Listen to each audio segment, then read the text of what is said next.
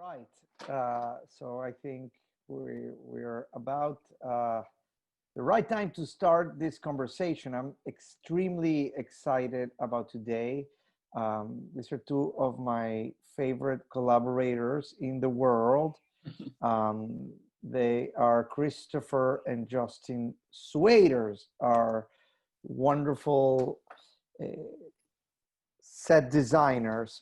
And I want to you know, when collaboration is one of the most interesting processes, because you really are putting together the mind of some brilliant people into a process that will come out at the other end different depending on who is sharing the room together. And every time we have Christopher and Justin Swader in that room of creatives, I always have a sense of peace and calm that whatever's going to come out at the other end of that process, it's going to be the most thought after, rigorous, and exciting result.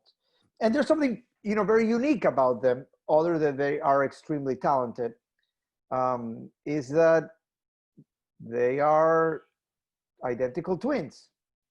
And that is definitely something that you don't see a lot in the, I have to imagine you're the only set designers or lighting designers or costume designers that are twins and work together as a team.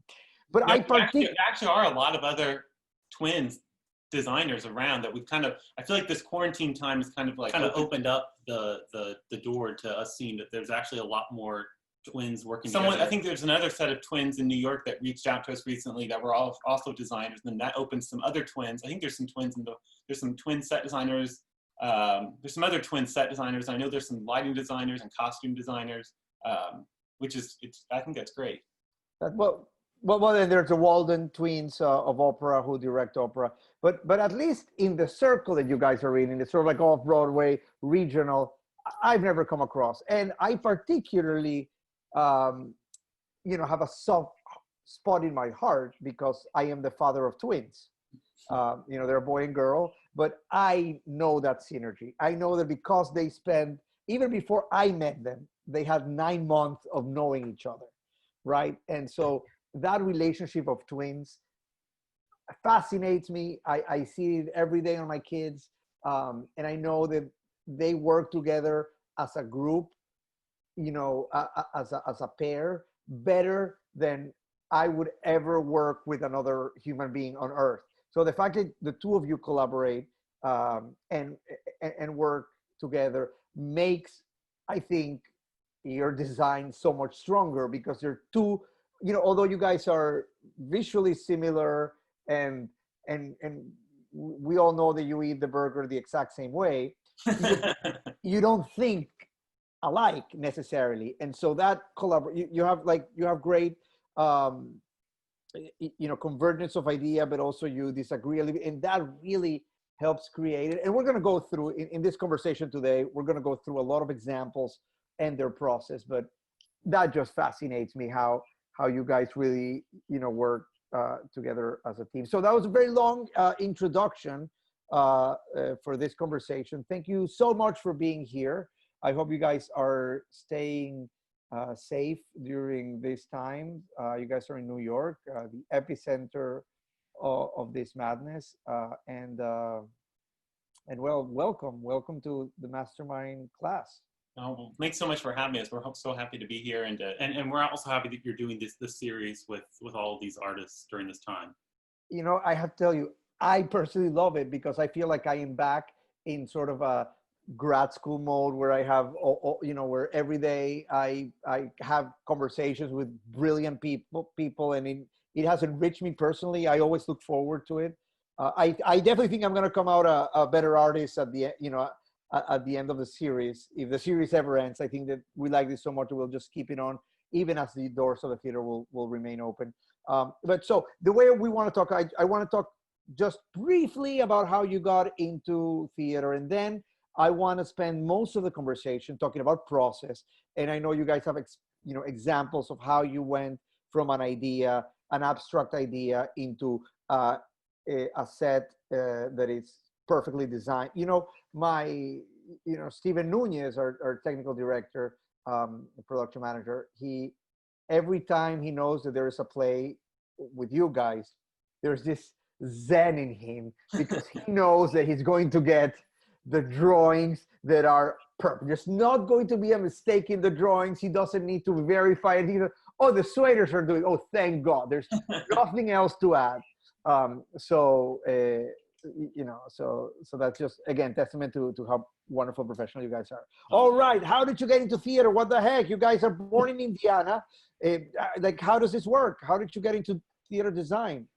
Well, I'm trying to think how all this started. When we were young, we always like, whenever we think back, we always like really like trace back to like the very beginnings. We always think about our mom used to take us to the library like multiple times, like I guess during the summer, but also during the week, we would go to the library a lot. And I always remember there was a librarian there, Miss Joanne, who would do these little puppet shows in the basement of the library. And she would kind of enact all of it herself. She'd kind of play all the parts, and kind of like Mr. Rogers, where when he would go and back where all the little puppets were, it kind of had that kind of aesthetic to it. And I remember us being always really fascinated by how like we knew it was her, but we also forgot it was her, and we just believed, and everyone found their belief. Right? I mean, yeah. You know that they're actors, you forget that they're actors, and you know again that they're actors, right? That's awesome. And then I think slowly, the two of us started,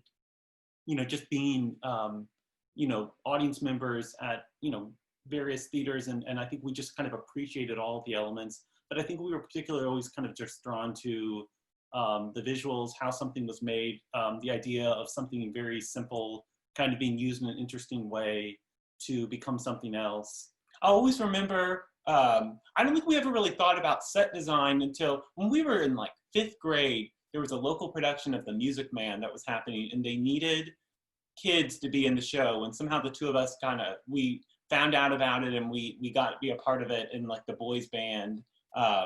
And at the end of the show, at the end of the process, the show would close. We were there the last day, and we saw in the trash can, there was the set model, the little miniature model that was built. It was kind of all just in pieces, like someone had just thrown it all into the trash can, and we pulled it all out because we had never seen that. We'd never seen something like that before, and we were so fascinated by all that someone had made a miniature version of the set.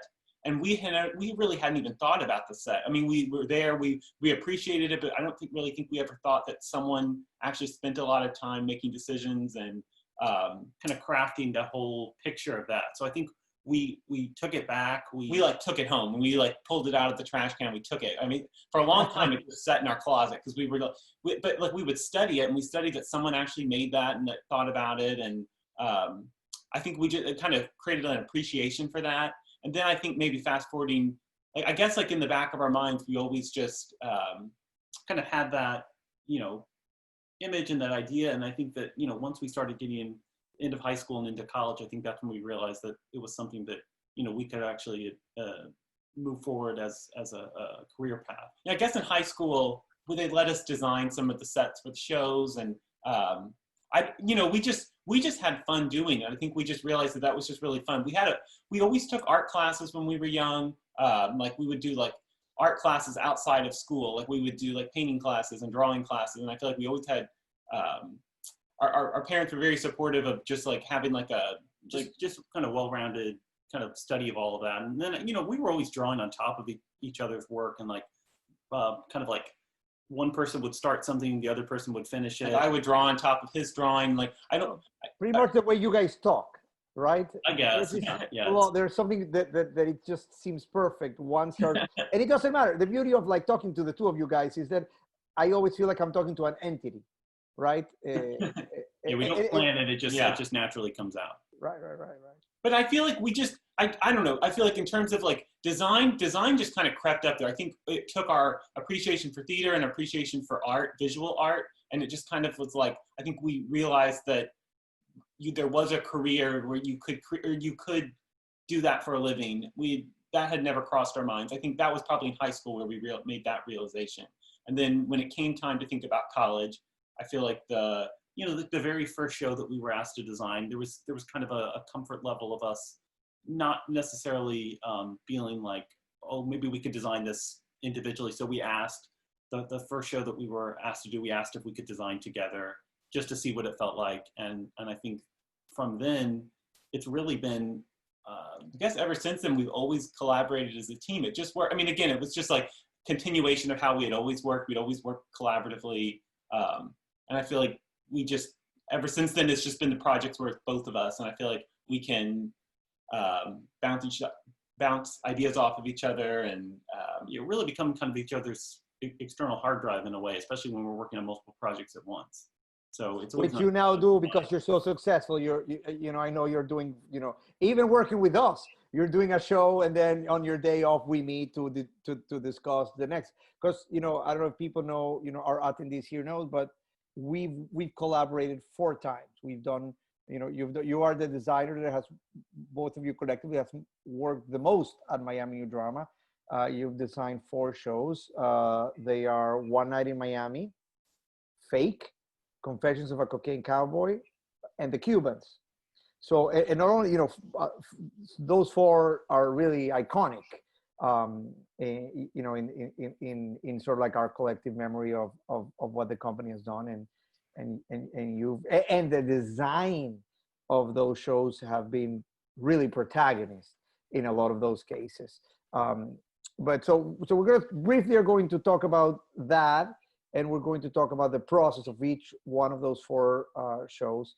But before we get to that, just briefly let us. So you went to, when you're in college, you decided to focus on set design, and then how easy was for the 2 of you to jumpstart your career? Because when we met you.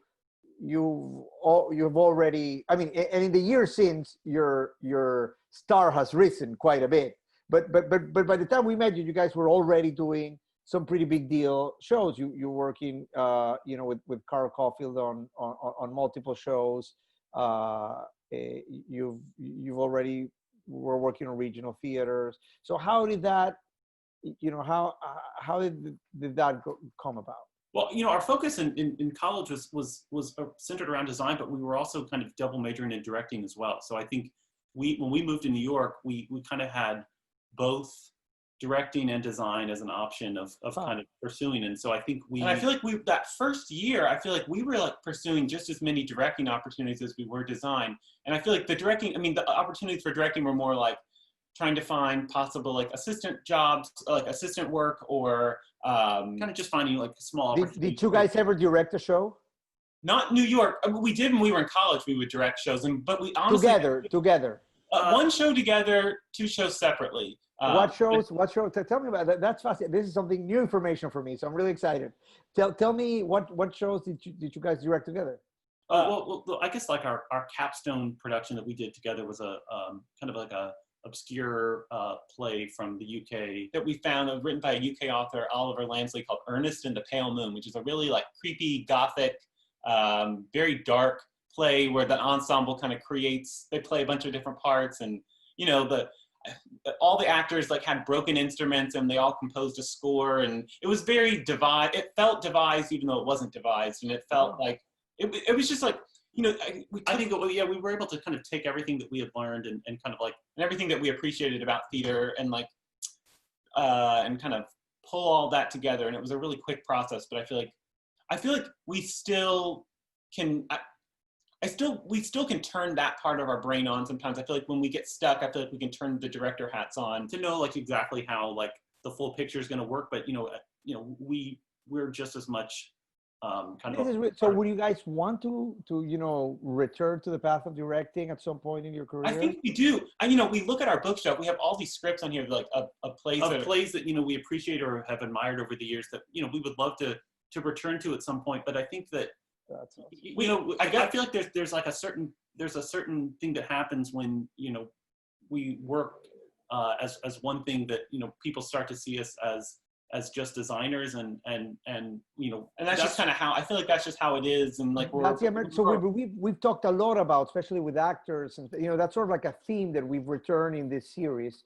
Is it an actor says, listen, I want to be a choreographer, but everybody sees me as an actor, and I can't break into that. The industry, you know, has to label people, and you know, something that I find absurd is that there are very few writer directors, which seems like such a logical combination, and you know, has worked for centuries. And in Europe it's still, but here in America, you want your director to be a different person than your writer, and so I can see how you would be fighting against that, you know, that mentality of labeling and putting people in boxes, right?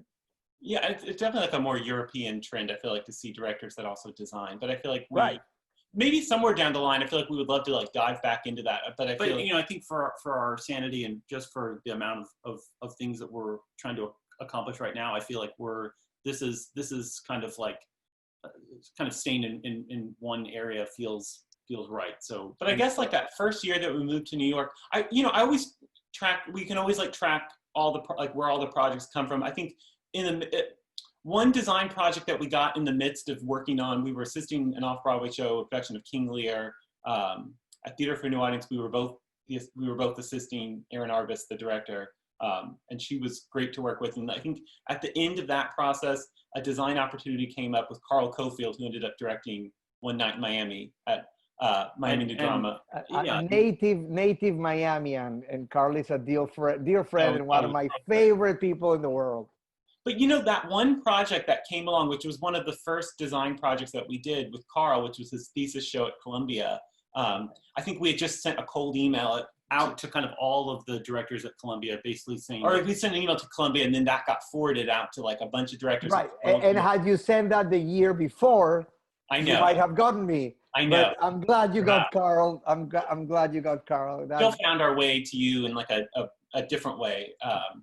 And so that opportunity with Carl came along, and I feel like ever since then we can kind of trace back all the other opportunities that came from that production in a weird way, and that's really when the design work started happening. And I feel like we kind of shifted gears into kind of just design, and kind of went down that path. But I'll say the first year, 2 years in New York was really us figuring things out, trying to get our feet wet, and kind of see what doors we could open up, and just the connections that we could make. You know, being from Indiana, I feel like we knew people that lived in New York. We didn't quite have the connections where people that had already like went to school in New York, and we didn't go to graduate school, so we came straight from undergrad to New York, and then which is a rarity, I have to say, that something happened along in the last 15, 20 years where suddenly everybody who worked professionally needed to have an MFA.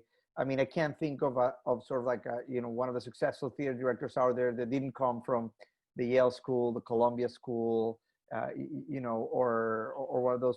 And I feel designers as well. So I don't necessarily agree with that.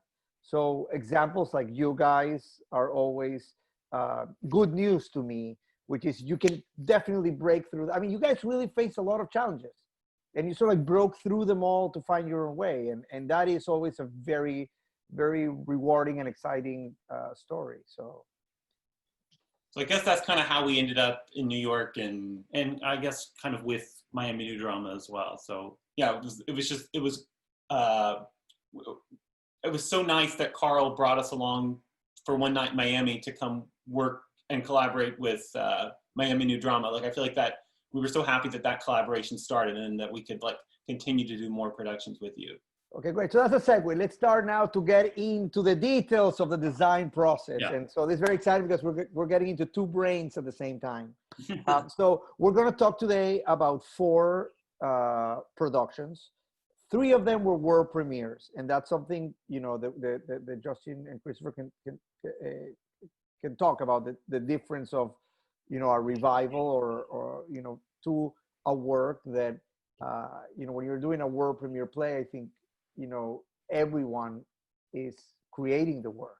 the actors are creating the roles, the designers are creating the world. So that's sort of like a completely different ball game that reimagines something that had been done before. And so let's talk about. So we're going to talk about 3 world premieres and 1 show that, although was not a world premiere, it didn't have yet a big Broadway production. So it had sort of insular productions, 1 in England, a couple in the US. But, I think the interesting about that show is that, it's one night in Miami. This was the first time that it was produced in Miami. And, the whole play takes place in a very specific building in Miami, right? That still exists. So, let's start to talk about Sure. that show. Sure. Here, we'll pull up some pictures of it. You want to share your Right. screen? Yeah. And so we can kind of reference some photos as we talk through it. So there you go. So the show takes place in 1964, after the fight that took place 3 blocks away from the Colony Theater where we produced this play. Cassius Clay beat Sonny Liston, and because Miami Beach was still segregated at the time, and Miami was also segregated, but in Miami Beach you could not stay over and sleep in one of the resort hotels if you were not white. So Cassius Clay, having won the world championship belt, had to go across the bridge to a historically black hotel or motel called the Hampton House. And then he spent the night talking with 3 of his friends, Malcolm X, Sam Cooke, and Jim Brown. This is actually historical. This really happened. But Ken Power, of course, the author, imagined what happened in that room. We don't know what happened, but what we do know is that each of the 4 of them, their life were to change very soon after. Cassius Clay would become Cassius X by the next morning, and then Muhammad Ali a few days later. Malcolm X would be murdered a few months after this meeting. Jim Brown would quit football, and Sam Cooke would go on to compose, a few weeks later, released A Change Is Gonna Come, which sort of was the first time that he assumed the civil rights movement as part of his music. So it was a historical night, and it happened in a real place. It happened in the Hampton House, the historical Hampton House that still stands in Miami, in Brownsville. It received a renovation a few years ago. So that's a little bit of background on the show. Take it on.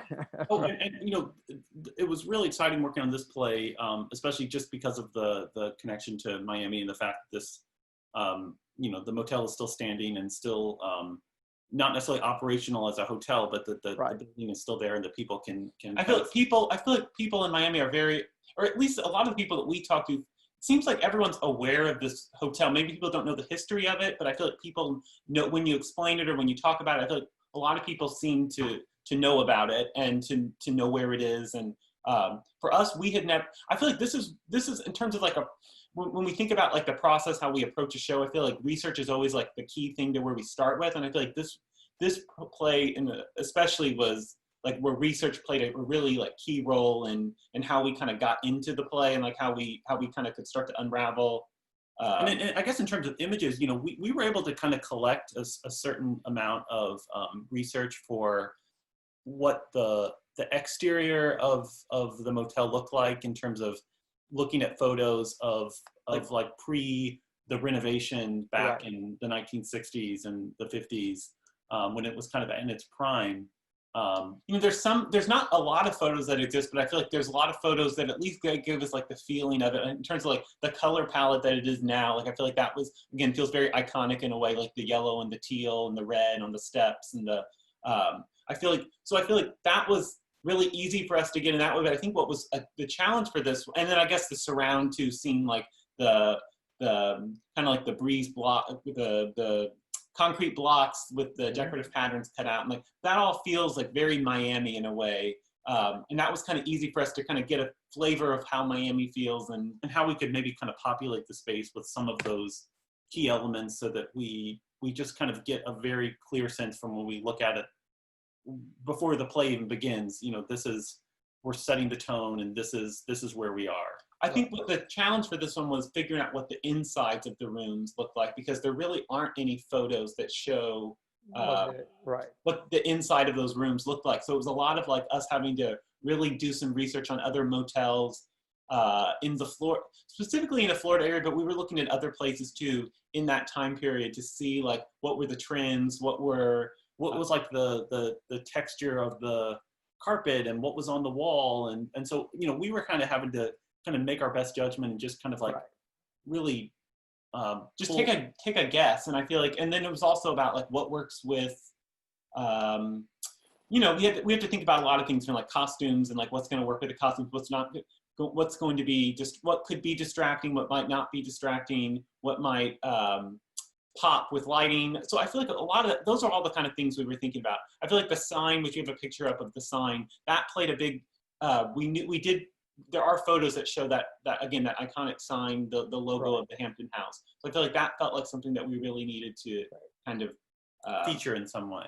Maybe we can move to another slide. You know, you're not trying to replicate exactly, you know, because it's theater. You're not replicating exactly what it was. You are trying to be as truthful, and sometimes to be truthful, you can't be. You can replicate. You have to create, a world which still holds truth, which sort of like stands on the historical fact, but overall needs to serve the story that we are telling in this moment in time. And sometimes, for dramatic reasons, we need to change the facts to, ironically, to be more truthful to the story we're telling. So, yeah, huh? I feel like we can kind of get lost, and if we focus too much on those details, it's easy to kind of get lost in that a little bit. So I think always having the license to kind of like find the theatrical equivalent of that is what I think is most exciting for us about each process. Especially so show us some other pictures from. So so I guess like this is a good example. This is a sketch that we did at the show. Like, you know, after a lot of conversations, and this was just given our timeline where we were when we were kind of the planning stages for this show. But the screen didn't move forward. So I don't know if you want to. I'll let you know if we're still in the first. We're still in the first image you shared. The outside. Sorry, I didn't realize it was. I wonder if are we? Yeah. So we lost all of that. Yeah. There you go. You want to go back and just show us a little bit of what we might have. Oh, sure. Oh, yeah, we were moving through, and I guess we didn't even realize. We didn't, yeah. Oh, so here's some good photos of the space. No, it's still in on the first slide? No, now it's on the slide you just shared now with the actual set. Oh, I wonder why there may be a little delay. Maybe just stop share and then reshare. Yeah, we'll do that. Let's try that. Yeah. And then just put the percentage. It's strange. It's strange. It's happening.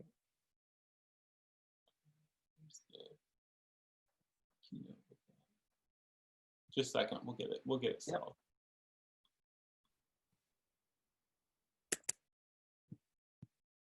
You know, this is exactly what happens during tech, right?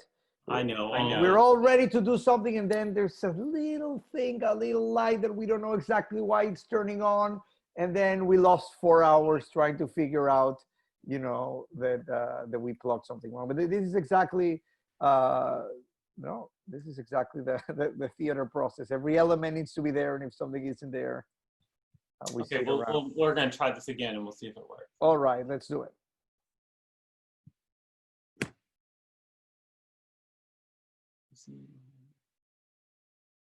Yeah, and for some reason, this keynote that we have, there it is. Okay. Is this one working? Is it working now? Yes, Dr. Edith, what's her name? This is the woman, Dr. Edith Kilman. What's her? Who did the renovation? You know, she's a great leader of the Hampton House. She is the soul and the spirit behind the renovation, and still at the head of it. interesting there. You can see the fountains. That's where the swimming pool was. Yeah. And so they changed that into changed it into fountains. Anyways, so that's what we're seeing. If you want to, why don't we try moving to see if it moves? If I move to the next slide, can you see that? Nope, we're still Edith Pinkman. That's what we're still seeing. But listen, worst case scenario. Now I can see it. Right. So okay. So that's the outside. That's the outside of the Hampton House, right? Yeah, and then here, well, we may have to do this. All we can see, right? That's a sign. There you go. And then if I scroll ahead, can you see a rendering right now? We cannot. Okay. I wonder why it's a little glitchy. Well, now is a rendering. Okay. Well, we may do this. Hopefully, the other ones work a little smoother. This is the last one we put together, so there may be some hiccups with it. But okay. So this is a rendering that we did of the set. Just once, I think, once Carl, the director, and us had conversations about. You know, we're kind of fast forwarding a little bit in terms of the process, but I think the challenge with this show was that we were both inside and outside of the motel. We were seeing the exterior, and we also needed to see the interior of the room. And so we were trying to find, there was a lot of back and forth, but the two of us are really scratching our heads with this one of like how we can show both at the same time. And it kind of feels where there's action that happens like where they reference an actor being on the second level or being on the steps. So that felt like a key thing that we needed to bring to this. And I feel like seeing those motels where it's the two levels, it felt like we needed to, like that needed to be something that was part of this design. And so I think we took the research and we took something that felt literal in a way, and then we decided, why don't we just kind of break this up a little bit and abstract it just a hair, just so that it doesn't feel locked down into something too naturalistic. And so that's kind of why the room is kind of floating outside of the exterior a little bit. And we kind of also put it at that angle a little bit just to kind of, again, pull it as close as we could to the audience. To the audience, sure. Yeah, so there's a little extension that was built out from the stage that kind of just brought it a little bit closer, just so that we could have some nice moments where the actors went downstage close to the audience and there was more of a connection there. And then I think palm trees and bringing that, again, the feeling of Miami into this felt really important. And then, you know, through the magic of the lighting designer, Alan Edwards, I feel like he was able to really, yeah, he was really able to kind of like, you know, take everything that we had kind of put there and really just kind of add a layer of color and activation. And, you know, he had like the light of the pool reflecting off the pool that would kind of move across the set. And then the palm trees were uplit. Like, you know, what was great with this is that we had to design this without ever really going to Miami, that we had never been to Miami. We'd only been there one time briefly at the very beginning of this process, and we were only there a day. So I feel like we had to like really kind of rely on the research and kind of the script essentially to kind of be the guide of what led us to make a lot of these choices. Yeah. Yeah, I'm going to scroll to a production photo. So here's a photo of the kind of like unbelievable, right? I mean, it looks just like the rendering. And I feel like yeah, we owe this to the team at Miami New Drama for really like taking all those details and really like finding really like pulling off everything that we all had like dreamed of in terms of like, you know, we didn't know if we were going to be able to have those concrete blocks where the light comes through. You know, those are just foam, but you really do believe. We had to find a place that would do them for us. And yeah, would cut it. Yeah. Said, I mean, this is, you know, you mentioned correctly the work of Miami New Drama, and, you know, Steven Nunez really worked together with a great group of carpenters to build this, and Stephanie Debreck worked on the props for the show, finding them, driving across the state, looking for things. So this really was a love of labor, and that's how a rendering can come, you know, to reality, looking just like you guys imagined it, right? Yeah, and I think we always try to be as clear as possible from the beginning in that, you know, our process isn't always completely structured and clean. I mean, it's a little messy, but we always hope that like we can take the very, very first conversations that we have with the director and kind of carry that through into the research and then into the conversations with the rest of the team. And then, you know, hopefully by that point, I mean, that when we get this on stage and that we're seeing it, that it feels like what we've all been talking about. Right. And I feel like it's easy to kind of, as an audience, to take for granted the stuff that you see on, like the objects that you see on stage. But I think the fun part for this one was like with Stephanie, the props designer, and the two of us, like there was so much back and forth leading up to when the show opened about the furniture. And I mean, the little green ottoman that you're seeing there, I mean, that didn't exist until the first day of tech. We all realized that we needed one more piece of furniture. Right. And, you know, we got on Craigslist that day and found that little mid-century ottoman, green ottoman moment. You know, we started into maybe an hour into tech, it arrived, we put it on stage and it looked like it had always been there. Like it had always been there, yeah. Yeah, and like, I feel like, you know, there was conversations about like, what do the curtains look like? What's the bedding that we use? Like, how can we, the wallpaper on the walls, like, is there wallpaper? Are there light fixtures? And what do those light fixtures look like? You know, I think we still might have some of that wallpaper that I want to use in one of the dressing rooms because it's so beautiful. I want to, before we move on, there's something, you know, if you guys can see sort of where the stairs come down. I want the participants to see this detail where the stairs come down. No, there the stairs come in the image you have. There you go. Where the stairs comes down, there it's so close to the beds. Yeah. But because of lighting, I mean, it's just really like it's so, but because of the work you've done, because like it's so evident that it's a different world. There, you know, it doesn't belong. The stairs are not in the room; they're outside of the room, right? Yeah, it's like I think we were trying to. You know, this was where we were having to really navigate the real estate a little bit and figure out, okay, like how we can. And so, you know, yeah, for that, yeah, it was kind of a tight squeeze, but I think, and I think with the help of lighting too, Alan brilliantly, yes, was really able to kind of help focus in and kind of define the exterior space and the interior space. And so so it really did feel like when they were on that little patch of carpet, that we believed they were in the room, and then when they were standing on the concrete outside, you just believed they were. It's like I feel like that we owe that to his collaboration. Yeah. All right, so we can move on to I mean, if you want to show another couple more pictures of the show, or we can move on to the next show. You know, to talk about, you know, a completely different design that you created. What's next for us? Yeah, we can pull up Fake. We'll see. Hopefully this works. Let's talk about Fake. Fake was a world premiere show written by and starring Carmen Peláez. We talk about people doing two jobs at once, which is sort of frowned upon in the American theater. But you want to try to pass to the next one to see if it works, or if we're going to... I think I see why it's not working. It says something about sharing is paused. Bring your shared window to the front. Oh, okay. Just a second. Now, we're going to pause for just a second, and I think we can get this. Right.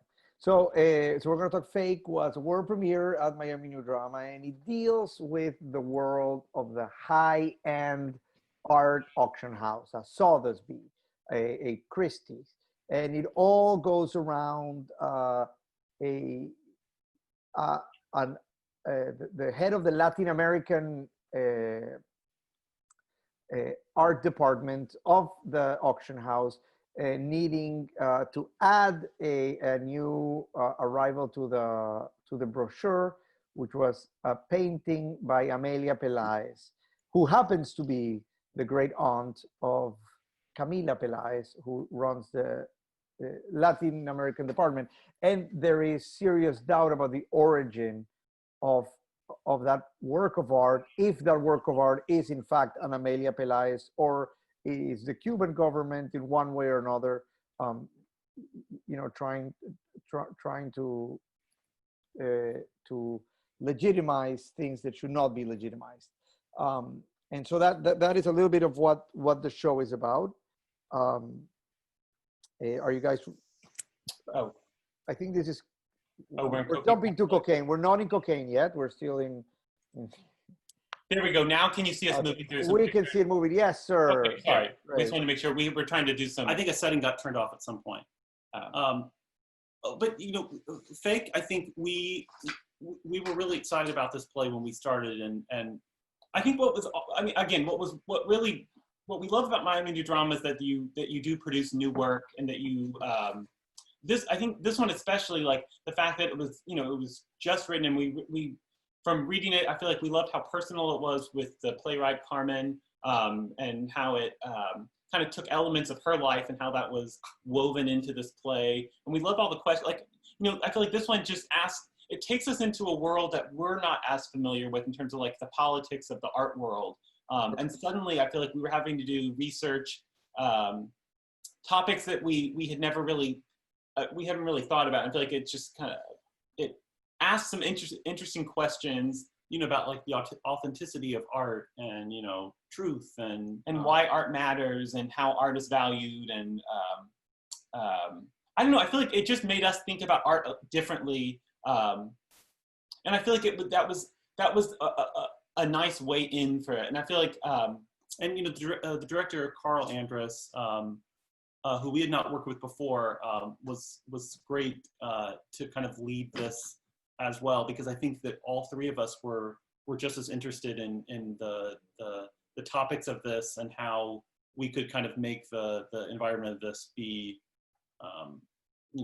come to life in some way. We had actually worked, so this play takes place in kind of it's never specifically stated where it's happening, but we know as an audience that it's happening in some kind of high-end art auction house in a big city. So it could be a Christie's or a Sotheby's art house. It has the feeling of one of those auction houses that I feel like that again, people are familiar with, but maybe you don't quite know the ins and the outs of those. We're seeing more kind of like behind the scenes of it. And we had actually done an event with Sotheby's, two events. And so we had a pretty good sense from that of what these spaces kind of look like what these like back rooms, when you went to like the back offices of this auction house, and like you went to like where the art was stored, and like conference rooms. So it was kind of easy for us to start to navigate through what this looked like, what a room looked like when it had nothing in it, and I guess like what the real spaces look like. And I think the fun challenge for this one was like, how can we make those spaces that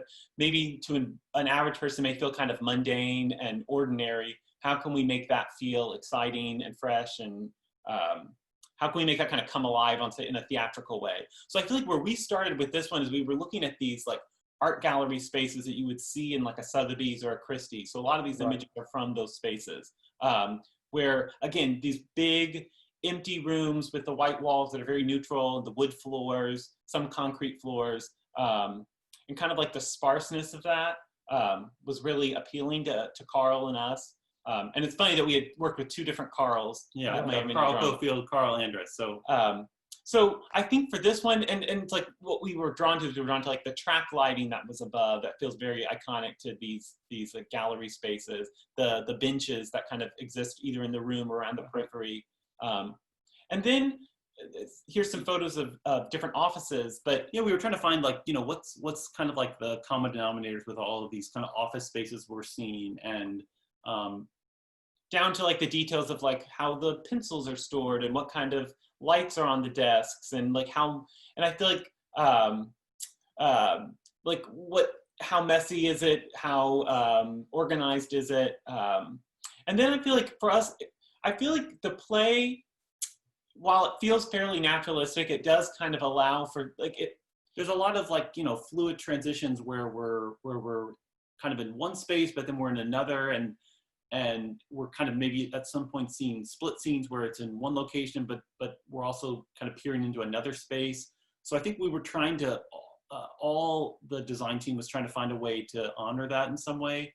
So I think we had all looked at these kind of art installations of spaces that were neutral, that could then with lighting, Yeah, and it could become something more theatrical. So, you know, these great images where these like empty white spaces are suddenly activated with like really light, just lighting, right? Yeah, with like saturated light. And then we were like, you know, as like a metaphor, there was something interesting about an office. And I guess when we get to it, we'll get to that in just a second. But I guess like for us, then our brain started to think about like, what do we want to populate these spaces? So, you know, we have pictures here as we were like gathering like props and furniture, like what those objects may look like in the space and like what we may be able to source. As we started to sketch, and here's just some pictures of little sketches and renderings that we were doing with Carl, we were sharing with Carl early on in the process. And all these we did on the computer just because it was quick and easy for us to kind of just get an idea out. These are little thumbnail, little like, just like quick kind of renderings that we were doing once we kind of like got a basic idea of some of these things you can see didn't make its way into the show, like a giant painting that was at one point there's a painting that plays a key role in this show. And at one point when the audience came in, we were thinking, do we have like an oversized painting that's kind of looming there? That idea kind of, we realized it didn't feel important to go that direction because it kind of pulled focus from the actual painting that becomes a prop. So we kind of abandoned that idea. But I feel like for us, what was interesting is that we thought like the metaphor of having an office, having this little office exist within the gallery, where it kind of felt like its own kind of like installation in some way. Right. Almost as if like the lead character's office was on display in the middle of this empty gallery, as if like suddenly her life was kind of, I don't know, added some pressure as if her life was an art installation in this space, and that it could feel real, but it could also feel a little surreal too. So I feel like that, you know, at times we would get a sense of the full space, but then we could also kind of just kind of key into just that office, and the rest of the world kind of disappeared a little bit, or we saw it in a different light. And then when we heard the music that, and here's like a picture of a little model that we were, again, experimenting. And I just want to say two things. So just go back. So this is a 3D, you know, so this is a rendering, but you guys do rendering. What software do you use for this? Actually, it's one of the questions. What software do you use? You know, this was done in a program called SketchUp, just because it was quick and easy and it's free. What we can do in this that we can't necessarily, I guess we can work much quicker in this. Right. In this form where we can get an idea out very quickly and we could share it with, you know, typically it's different for every process. Sometimes we'll do it on the computer. Sometimes we'll actually build a model. For this one, for this you did both. That's my point. This model was very like rough. This was a really rough model, but it's still like, and it's a little bit different from where we landed. But I think this was a tool that we were all able to at least play around with. Yeah, like and he could see it, and we actually could take this to his apartment, and we could spin the office around so we could see what the different sight lines were from different points, and know like, okay, these are the configurations that we could play with, and that would actually make sense for. And I think for us, it's like once we, and this is where this is where it's like where we really like love the idea that there's other collaborators and we can bounce ideas off of them. As soon as we heard the music that the sound designer composer Salomon did, there was like a momentum to the music, and like there was a movement, and there was an energy to it where it just had the sense of like movement, that cyclical kind of motion. So in terms of like going to work and like the rhythm of the city, where it's like we had been bouncing the idea of this unit that lived in the middle that could spin around so we could see the different offices. But I think once we heard the music, then it was like clear to us that like, I feel like it kind of justified the idea that the set could move, and it added, the transition suddenly became a way to like, it propelled the movement of the set in a way that I feel like it felt cohesive. And I feel like that we just, and you know, he created that separately from when, that he was working on that separately from us. And so that was one of those nice moments where it all kind of came together. And I'll do a plug for Salomon Lerner, also one of our longest. I've actually been collaborating with him over 20 years. And on this Wednesday, he and Len Schiff are going to give a mastermind about writing your musical. So I encourage everyone here to sign up for that. All right, moving on. So, what are we seeing now? So now you're seeing, you know, this is all of what you were seeing before was kind of like preliminary work, and that was happening throughout the process. So we were sharing like small sketches. This is something that was a much more finalized version of the rendering that we did kind of right. This is where you can see, if you saw in some of these previous ones where we had a ceiling that wrapped all the way around, this is where I think, and this is a conversation of like where like budgets come into play. Right. I remember. Yeah, we try not to design with that in mind, but I feel like sometimes like sometimes that can kind of inform where the design goes. Right. Yeah, so I feel like for this one, you know, when we found out that was going to, it may not be a little too costly to have that. So, but I feel like honestly, I think where we landed, I think was where we needed to go. Yeah. Yeah, and it opened it up, and I feel like it worked fine, and so we were able to lose that part and like really embrace what we had. So this shows kind of like where things were.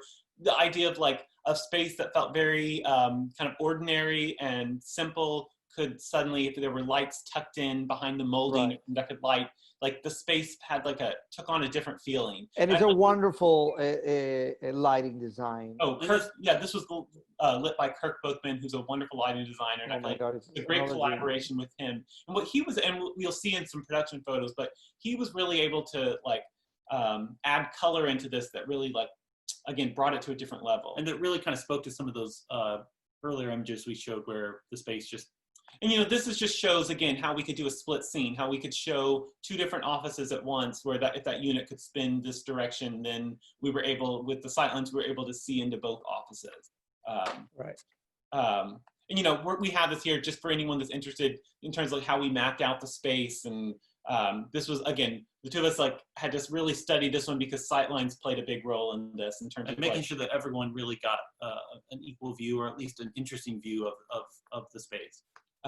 So here's a production photo of where things landed, and you know, we had this giant wall that could fly in and out, and because it was only used in, I guess we only used it in two moments, right? Yeah, we used it. It kind of became like a show curtain in a way, where this kind of idea of kind of like letting this kind of hide some of the elements, so we weren't revealing everything all at once. And it was the show logo was projected on it. But you know, here's a photo just showing like in terms of like how things landed in terms of the dressing on the deck. Like this was where I think the fun thing with this was that Carmen, we had a lot of conversations with Carl about what needed to be on the desk, but then we also had a lot of conversations with Carmen as well. You know, once we actually got into tech, we were dressing the space kind of how we kind of envisioned things, but I think because we knew that Carmen was going to be living in this space, you know, we asked her, like, you know, are there any specific things that would help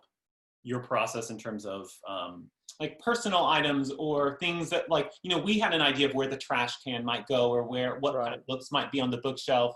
But I think because this show was so personal to her, we really wanted her to bring elements of herself to it. So, and it was great that we asked that question because suddenly she had art books that she could bring in that we would never be able to find or we would never think of using, that just added like an authenticity to the design. So she, you know, so I feel like that was, you ask Carmen Peláez for her opinion, and Carmen Peláez will sit you down for 4 hours. But we loved having conversations with her, and yes, well, it's. I mean, that's why the show has so much passion. You know that you know the show is really a reflection of the passion that Carmen has for everything, especially for art. And so it was great to have her input and her. Again, this is why we love new work and having the playwright be a part of the process. We can ask them questions, and we can ask what were her intentions, and especially when you know, scenes are changing and the order of a scene is changing. It's always helpful for us to, you know, be in conversation, you know, through the director to the playwright to kind of have that just immediate reaction to something. So this is that wall that you were seeing in the first photo where the fake logo was on. But you know, as soon as that came in, suddenly the space kind of had like a more naturalistic feel to it, where we were in a gallery and like an empty wall in the gallery, and it kind of closed it off in a way. And then, but you know, also that wall could be. This is again with outdoor, Kirk Bothman. It could become a suggestion, kind of like a suggestion of like, you know, we're in a park and we're outdoors, and again, it could have a surreal feeling to it. You know, and again, like the space could take on different feelings, and we could see both of these offices. Here's an example of like those split scenes that could happen. But yeah, and again, like look at this. I mean, Kirk really like he was so smart and so exciting using light. I mean, this is just gorgeous, right? Yeah, And it this kind of is, has that Terrell kind of feel to it, which I think was yeah, really a big inspiration to him for this show and like how. Kirk is amazing, Yeah. man. Yeah, I mean, we're so lucky to be collaborating with designers of the stature of you guys. It's just, we're so blessed. Okay, should we move on to a little cocaine? Oh, sure. Yeah, just a second. We have our time is, we want to give enough time for the audience at the end, questions with the audience. So let's try to spend the next, 20, 25 minutes or so on the last two productions that we have. So Are you seeing the? Oh, here we I'm go. seeing the two of you guys. Uh-huh. That's what I'm seeing. There we go. So now we see Narcos. We see a picture of Confessions of a Cocaine Cowboy is based on the award-winning and smash hit documentary Cocaine Cowboys, written and directed by Billy Corben. The documentary, there are three documentaries in a series, 1, 2, and 3, and it mainly deals with Miami in the 1980s and focuses on Griselda Blanco and a few other, cocaine cowboys of the era. So in the research, there is a hitman called Rivi Ayala, and this play that Billy Corben, together with Oren Squire, the usual suspect of ours, Oren Squire, who currently wrote A Wonderful World, that it's hibernating at the Colony Theater. It's based on the testimony of Rivi Ayala. He has something like 300 pages of when the police interviewed him, and so those 300 pages were the basis for this story. And the story goes around the conversation between the two cops that sort of like finally caught him, and which is Raul Diaz and Al Singleton. And so we had two extraordinary actors playing those roles, and more or less the whole play is about concentrating on that one character, on Rivi Ayala and his relationship with Griselda Blanco. So that's sort of my introduction. And we especially enjoyed this collaboration because it was with you as kind of the at the helm of this production. So I think it was it was a great collaboration with you and getting the opportunity to work with you on this one as a director. I feel like for us, we were really excited. Again, this was another topic that we weren't as familiar with, so I feel like we got to really like dive into the research for this one. And we watched, the first thing we did was watch, because the script I think was for this was, there was, the script was, there was a lot of development with it. I think when we were first sent the draft, right, it was much longer and it was much more a little more thorough, which again we could read all of that and we could take all that in, and then I thought we also watched the documentary, which was great to have both the script, which was still in development, and the documentary as like two like really key resources for us to dig in. I mean, one of the challenges of this play is that, it has like 120 scenes. It goes from one place to the other, to another place. So you needed to create something that was flexible. Yeah, and like something that could, that could feel, and I feel like purposely could feel a little disjointed too, where it could feel, it justified all these flashbacks, and it could also like break apart, and it could like, I feel like there were a lot of things that we all had a lot of big ideas of what it could do, and I feel like how it could move, but I think we were trying to find a way to unite all of the different variables in some way that would kind of make it, I guess like start. So we have this picture up here of these cocaine bales, which is kind of interesting backdrop to see, and I feel like for us, as we started to read the script and as we watched the documentary and as we like really like started to research everything, we started to see a lot of common denominators in the photos, which we were seeing these pictures of cocaine bales. We also seeing, and stacked in like the kind of like exaggerated amount of like the multiples of the drugs, and then seeing the white color, and then seeing the white, then as we were like,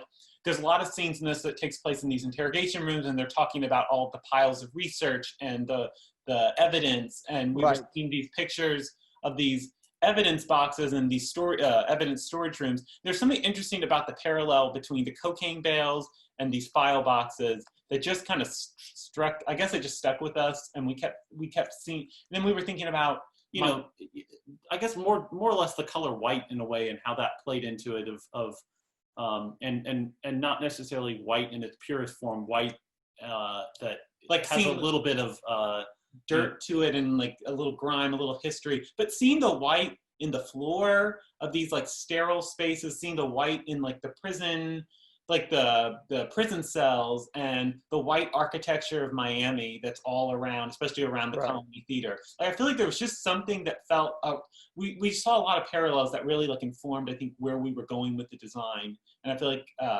we would have noticed that had we not like kind of started kind of putting all these images together and having conversations with Michelle. There was also something interesting about the script had a lot of like really kind of metaphorical imagery in terms of theatrical. It's profoundly theatrical, and also the fact that the you know, it is mainly addressed to the audience. So the audience is, so that also changes the world that we're doing. This is not you know, one night in Miami or Fake, which really was in a world that was contained. And there was nothing outside of that world. Here, that world doesn't exist. It's that world is a direct conversation with the audience. So every character talks directly to the audience, and that also changes how we, you know, the functionality of the set. We don't need to contain, right? Yeah, and I think that, you know, this was a little bit more kind of documentary style in a way, in terms of how it was being presented, where, you know, it's a very specific kind of theater in a way. It's not linear. And it's not necessarily presentational. It's more it has like, I feel like people step in and out of reality. Characters can an actor can play multiple roles, and I feel like design, I feel like we had to like create a design that that, you know, justified. I feel like that the fact that like maybe actors would play multiple roles, and the audience was asked to run with that. And I feel like where you may see them change costume in front of the audience, like just something that felt neutral enough where like the audience would just follow along and believe, and that a space you could use your imagination, and, you know, a table and two chairs that are always living there could become everything. Like everything becomes everything in this world. Right, exactly. So let's go through it, because our and I won't interrupt anyone, because we're running out of time.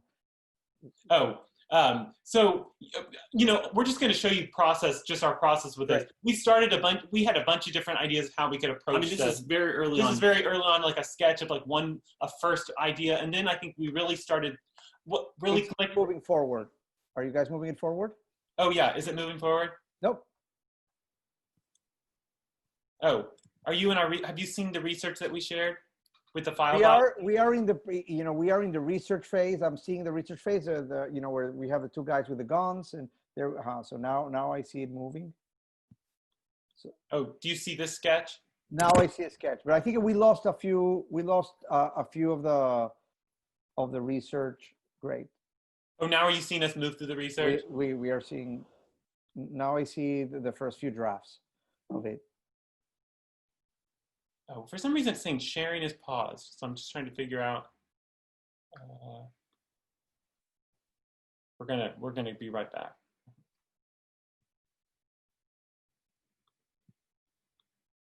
Sorry for the technical glitch. No worries.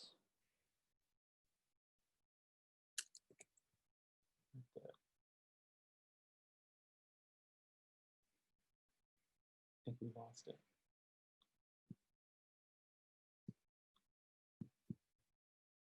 One second.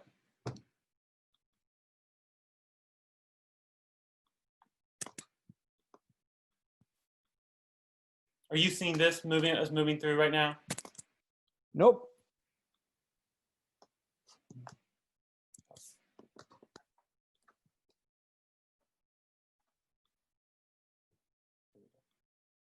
Okay, there we go. Yep.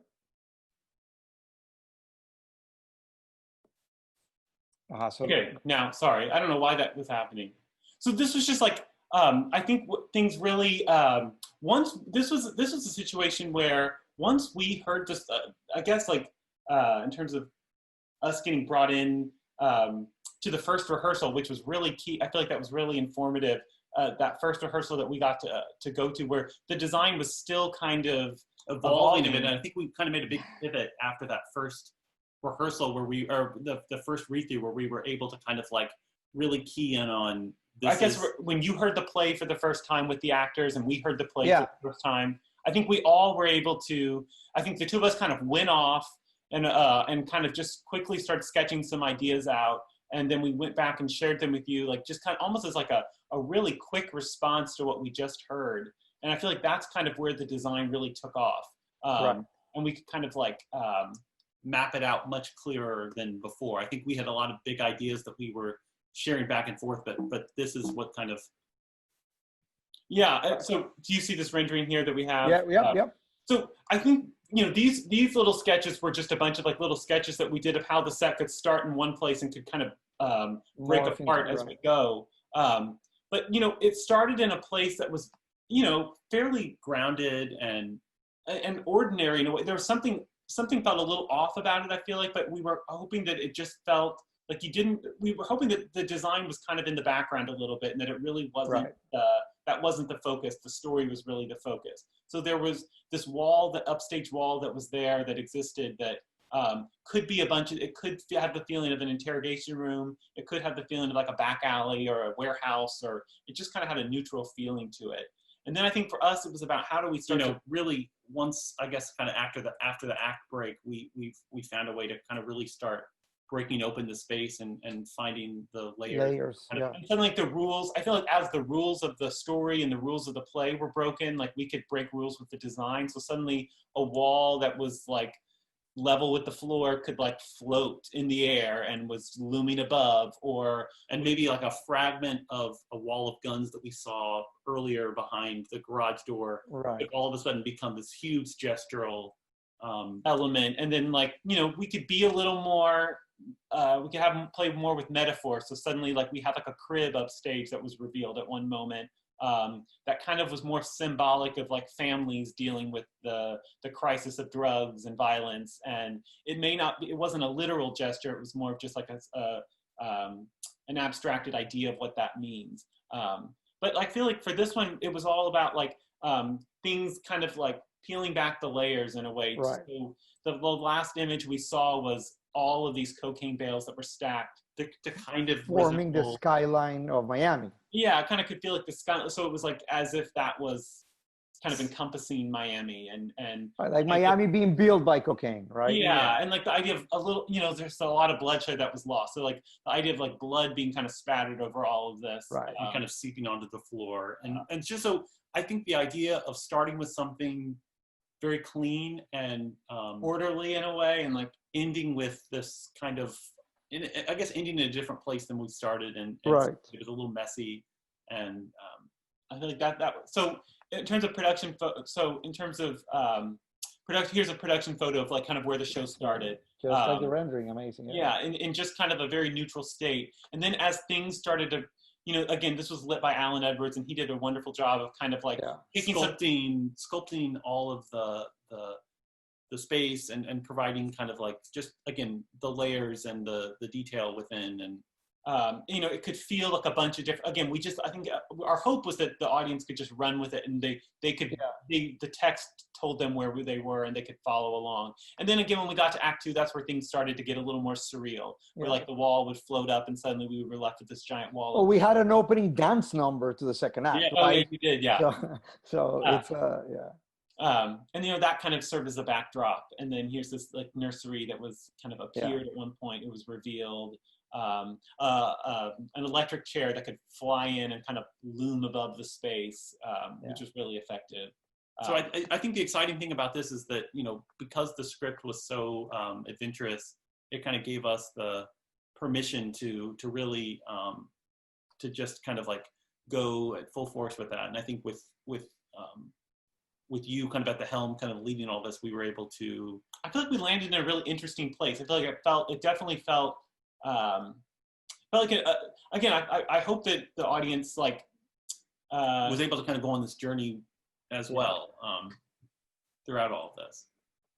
Yeah, just some really exciting imagery that it was absolutely absolutely. Yeah. I mean, I think that this is one of the most creative things, one of the most daring things we've ever done, and it all came together very quickly. It's a world premiere that Oren and Billy were writing. The day we started the first day of rehearsal, it was a completely different draft than we had a week ago, and so everyone's process was way faster. We had to sort of like scramble to put everything together, blood, sweat, and tears, fight, etc. But at the end of the day, I think it's an outstanding piece of art that came together. And so I'm glad we were all in it. We were all in it together. Oh, sure. I think that we really pushed a lot of buttons, and the show really, I think, stood the test of time. But we might be a good segue to move to another, to talk about the Cubans. Yeah, because the Cubans, it's a world premiere play as well, written by Michael Leon, directed by Victoria Collado, and it all takes place in this Cuban, Westchester Cuban American household. That again, first act is sort of very real, and the second act it gets slightly more metaphorical, and things happen to the set. This set got us in trouble, and I'll talk about that later. We were almost shut down by the Miami Beach fire department because we really did something extremely daring, which was we'll talk about it in a second. So go. Sure. Let's go through it. So I guess before we jump in, just to make sure there's no technical issues, can you see our screen? Yep. Okay, great. I think for this one, can you change slide just to make sure that it changes? Yep, there you go. Okay, great. This was another great collaboration with Vicky, the director. Our first time collaborating with her, and she was. It was wonderful having her at the helm of this one. She has so many great big ideas, and she was so open, and I think she really wanted to be bold with this show, and encouraged all the designers and even the actors to make some really bold choices. I think she was always pushing us to go further, and we tried to do that as much as we could, with all of the kind of challenges in mind. And so I think she really wanted to find a way to see the Cuban household reflected on stage in a very authentic and truthful way. And I feel like the first thing that we talked about with her, the first conversation, I think the thing that the comment that really struck us and stuck with us was her saying that she really wanted the audience to see themselves in this play. And I feel like we didn't really have after she said that, we didn't really have a lot of discussion in terms of like what that meant, but I think she kept saying, I really want them to see themselves. And as we continued to talk, I feel like we were talking about, are there some interesting ways the space could be reconfigured for this one? Yeah, because I think we wanted to find challenge ourselves to find how maybe we could approach this slightly differently than the other two, where we could definitely come up with a version that was the straight on, very traditional proscenium version of this show. But we thought, I think Michelle and Vicky and the two of us were all like, let's try to come up with something different for the audiences, something that they haven't seen before, something that makes the space feel different. And so the idea of like the audience seeing themselves reflected in the play, suddenly like the idea of having the audience on two sides and like, one section of audience seeing the other section, like it all kind of clicked. And I think committing to that, I feel like it did present a lot of challenges in a lot of ways in terms of like how the show was staged and how the show was lit and how the sound would work for the show and how like exposed it made it. But I think once we all committed to that, I feel like it kind of informed all the other choices that came from that. But I think where we started was like the research. Yeah, again, we pulled together a lot of research for this. We actually, just because we were trying to kind of really find what a lot of these interiors look like, we depended on, Vicky was sharing pictures of her home and of her parents' home. And we were kind of going through on real estate websites in the Westchester area. Right. Like these, especially houses in an empty state, which was fun, or see houses where they still have furniture. So we were pulling, and then we were looking at like how is the space populated with objects, and like, so there's a kitchen and a living room that play a key role in the show. So it's like looking at both of those spaces. What are the wall colors? What does the furniture look like? I think the floor, Vicky was very adamant that there be a tile floor of some kind, that a specific kind of tile, like the clean surfaces, everything, and then a sense of color as well, in terms of like the walls having like a kind of a bold color. And then it's like, what are those little objects that just kind of make it feel like that's in everyone's kitchen that we kind of associate with, and so just having fun with that too. And then drawing experience, like from, these great images of these, and seeing like this, like the pink walls and like kind of like the sparseness. There's something about that I think once Vicky saw all these images, it was like, how do we take all these elements that we like and kind of weave put it them into together? one, So for this one, and then I think there's a whole other component to this, is that we knew that the play, the first half is fairly conversational, and we're kind of seeing more of a slice of life of these characters kind of in this very kind of what appears fairly naturalistic. We're like the audience is eavesdropping into their lives in a way, and it feels, and it's funny, and it's we can relate to it. And then I think in the second act, what's exciting to us as designers is that really things start to break apart.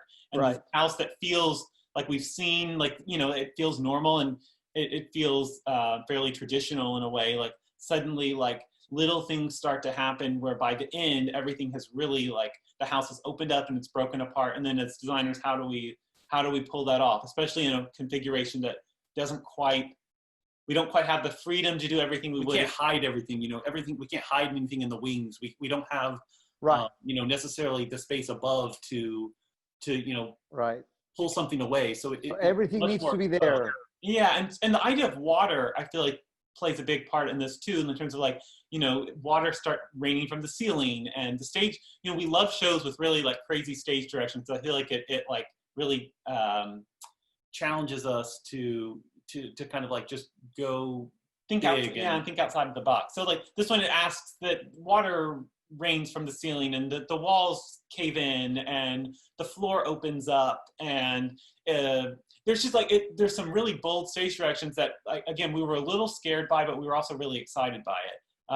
So here's a picture. We just have this picture of the space just for reference to show like how I think this was before it was repainted, but just to get a sense that it is a very traditional proscenium space. And then suddenly, like, what we asked if we could do was, can we extend out the stage to past like the first 5 rows of the audience, and then put the set in the middle of the theater, essentially in front of the proscenium, and then put seating on the other side on stage facing out. So half the audience would kind of have to go backstage to enter, the other half would enter from the back of the theater. And it suddenly turned the proscenium traditional theater into more of like an alley configuration with audience on 2 sides. And then that meant that the house we were seeing almost if we took a house and we sliced it down the middle and we plopped that in the middle of the Colony Theater. So again, here's some renderings, some sketches.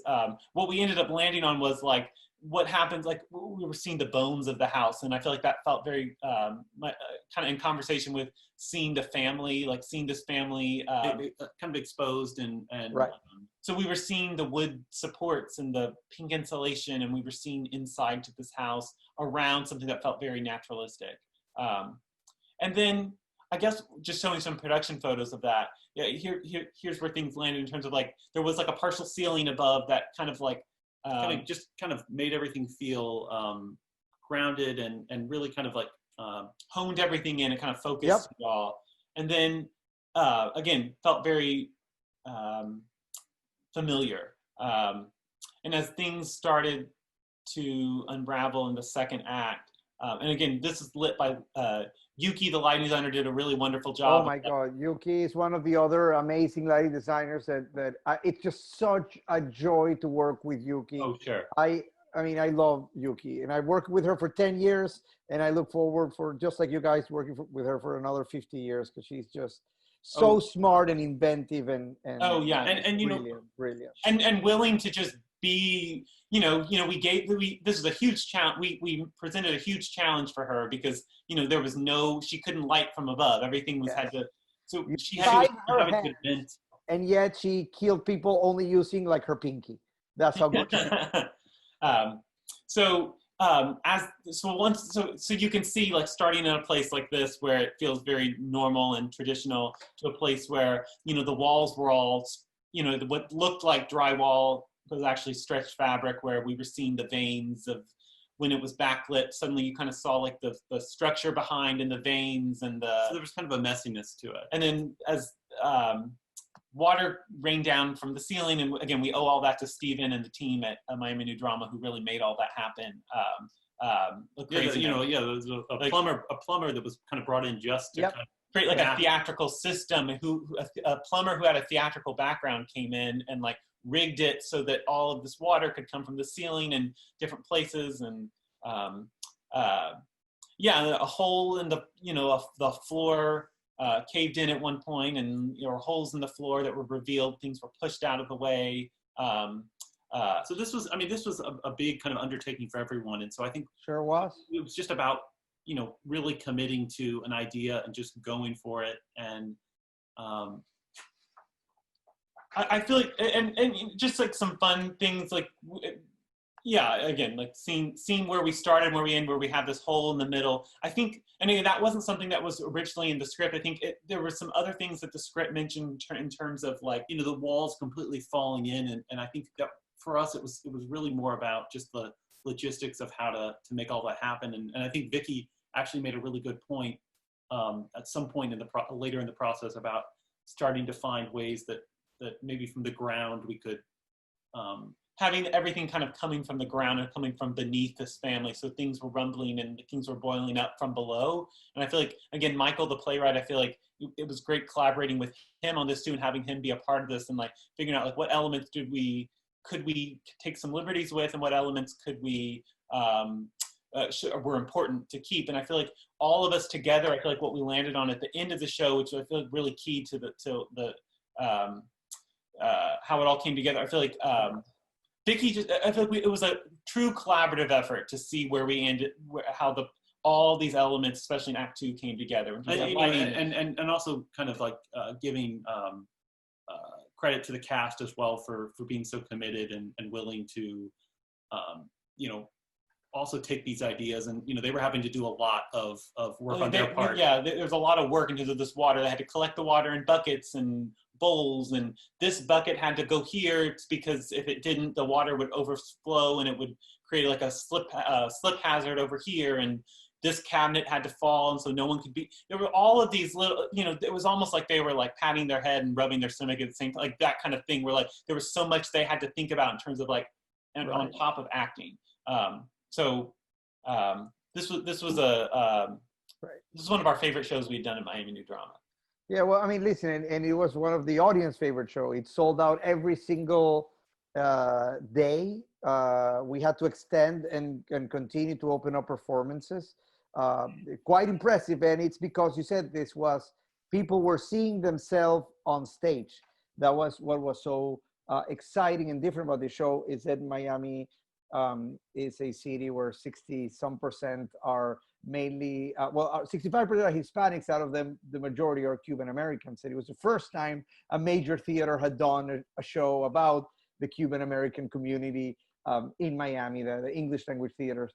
And you know, even that thing when somebody took out a prop, a bean, a bean container, and then had some keys inside, and that brought the house down of laughter. Yeah.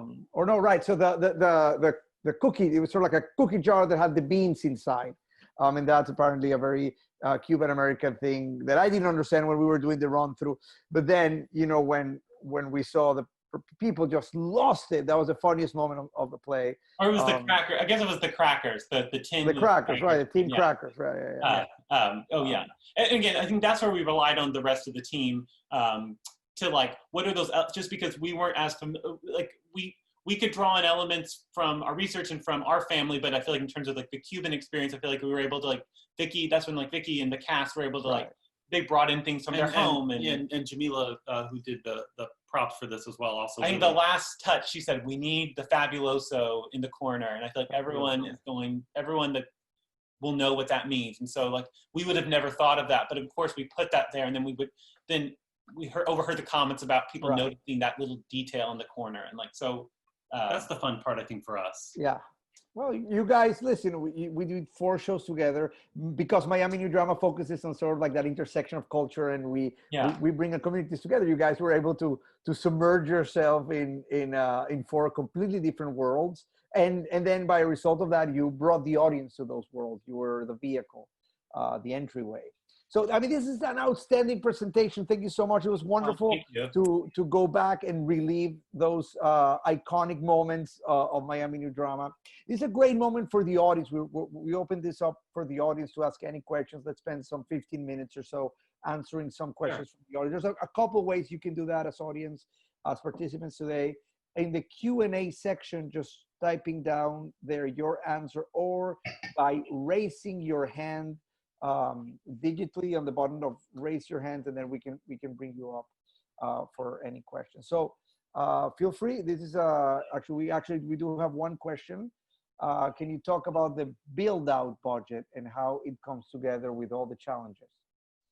I feel like at the beginning we try not to think about it, but I feel like it does play a big. Are you talking about? Is this referring to like how the set is built and well, I assume, listen, yes, I assume there's a question from Jose Garrido. I assume that's the case. Now, you know, as a producer, I feel I have to, you know, it's a challenge because, and then I think that's where I'm lucky that I get to fight with Nick Richburg every day about, you know, about that, and especially also with Jessica, in which you guys have a design, and then the specific of the, you know, maybe like a small window in the corner is what takes $7,000 out of the budget. Yeah.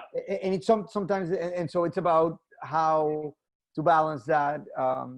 But we always have to, fight and figure out how we can steal from other budget lines to help your vision be as you had imagined it as possible. But as you gave there the example of Fake, that was a really expensive change that we made. It really helped things. Because it would all boil down to like how that was going to be, you know, it was how it would be rigged to hang, and there were just a lot of components, there were lights added to it, and that once we subtracted just a little sliver of that ceiling, suddenly it really, and those are things we would have never thought about. But I think, but you know, I think the two of us are always, you know, we're always aware of what the budget is, and I think, while we may not always know exactly how much everything's going to cost in the end, I think we always kind of have like a mental list of like, these are the elements that are most important. If we have to lose something, or where are ways we can maybe simplify or scale back. And again, some of the most creative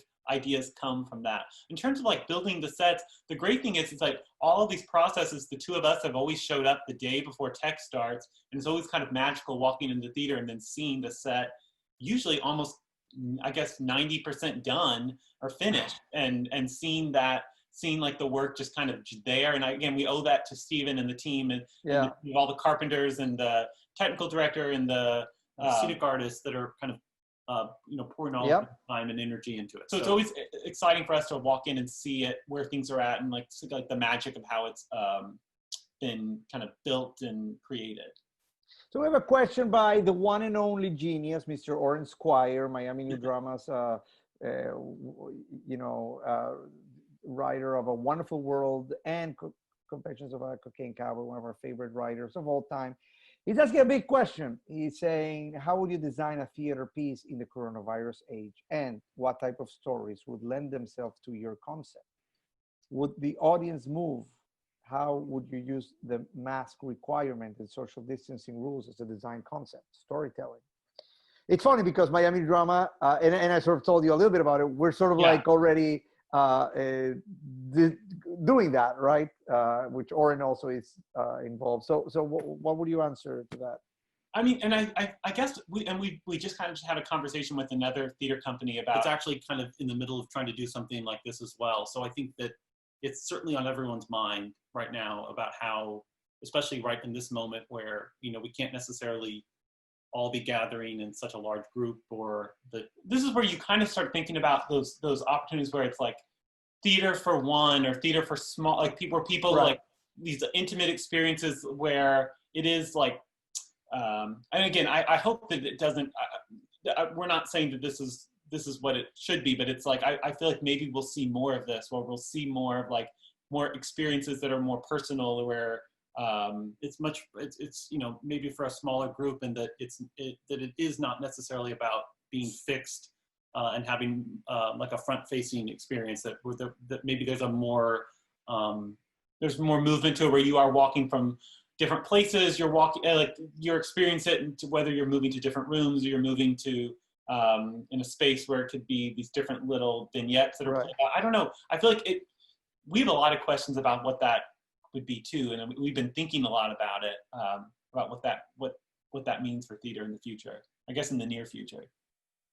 Yeah, I mean, and I think Oren is right on the money, and I think that, you know, we need to adapt to a new reality. Hopefully, this new reality is temporary, but I'm sure that out of this is going to come ideas that are going to keep in the theater world from now on. Kami is asking, having watched a lot of HGTV, Property Brothers are also identical twins. I'm curious if you're able to recycle floor tiles, cabinetry, etc. after the show. Wonderful presentation, thanks. Well, I think we know that so Miami, so we do keep a lot of things. We throw away a lot of stuff. There's no way to salvage the floors for this show. It was so damaged after the water. You know, this is a set that we probably couldn't save most of it. Yeah, I mean, some shows, especially the wood, we recycle the wood. We recycled sometimes the floor, the stairs. I think back about, like, I think there are some elements of the set dressing that, like, we had some set dressing for One Night in Miami that we didn't end up having a spot for, but somehow it still kind of worked for the Cubans. So we were able to take, we dug that out, where we like found an old print that was going to go on the walls for One Night in Miami that we didn't end up using. But then we needed something above the TV for the Cubans, and that was like the perfect piece, and we didn't have to buy it, like it was there. And so, like, I guess little things like that. I mean, again, you know, I feel like we're always trying to be resourceful, and it's always nice to use like the real items on stage, especially when the audience is so close. Right. And I think that you know, there's like even like the kitchen set for One Night in Miami. You know, that came salvaged and used, and we were able to find like a good second home for that in a way. So right. Yeah. It's always exciting to see how we're able to kind of be resourceful with those kinds of elements as well. Dina is asking, has there ever been a show where the two of you had completely different visions at the beginning? If so, how do you work through those differences? What a great question. Can you think of like well, I think that the two of us usually, we always read the play separately, and usually like, and we don't really talk about it until after we both have read it. Or like maybe we'll talk about it, but we won't really talk about design ideas until we both have read it, because then like, and I don't know, usually we're on the same page. I feel like in some weird way, maybe one person will have a really bold idea that the other one hadn't, but like maybe we'll think about it in a more like abstract way. The other one maybe think about it in a more straightforward way. We're usually pretty much on the same wavelength. And if we do disagree or have two very strong ideas, we'll find some way to kind of merge the two together and find some sort of, I can't think of any recent examples though, where it was like, he had one really big idea and I had another, and like the two did not go together. Usually we'll like just try to find a way to merge those two in some way, or just rely on instinct, and like whatever that first instinct was, like somehow we always kind of gravitate back towards that. I think the fun thing is, at the end, we don't really, it's hard to tell like where an idea came from, like it came from him or came from me, and like we don't usually like to think about it like that, but like it's really hard to tell, and I feel like that's always exciting. I mean, because collaboration is something that takes practice, and I don't want to reveal your age, but you have decades of collaborating together, and so I mean, you're already professionals at working together, and I think that's why it's such a seamless process. Even though I know you guys have different ideas, just the 10,000 hours of having it done together at this stage in your life, just the wavelengths sort of like are there. And that's impressive. Well, I think that this, if there isn't any more questions, this might be the end of this extraordinary conversation. We at Miami Drama are so lucky that we get to collaborate with you guys time and time again. I don't know when exactly we're going to be able to collaborate inside the Colony Theater, but we will collaborate shortly on projects that might not take place there. Without trying to give too much away, thank you so much. You guys are, it's always a pleasure to talk to you, and it was wonderful, especially in these days when you're feeling a little, you know, frustrated, wanting to work, just taking a moment and see what we have done together was really wonderful. And I think that there's great work that has been done. And thank you so much. This was an extraordinary... Thank you. Thanks for having us and giving us the opportunity to kind of like revisit a lot of these great experiences that we had. Yeah, so many great memories. And I encourage everybody to check out colony.org to see what's ahead, to see what the next few classes are. We have a musical theater writing class on Wednesday. We have all classes as well in Spanish that we have one this week on acting on Thursday. You know, thank you for being part of this wonderful community. And thank you, Swader brothers, for being the geniuses that you guys are. Thank you. Thank you so much. Thank you. Have a good Hasta la próxima. Bye. Thank you. Bye. Bye.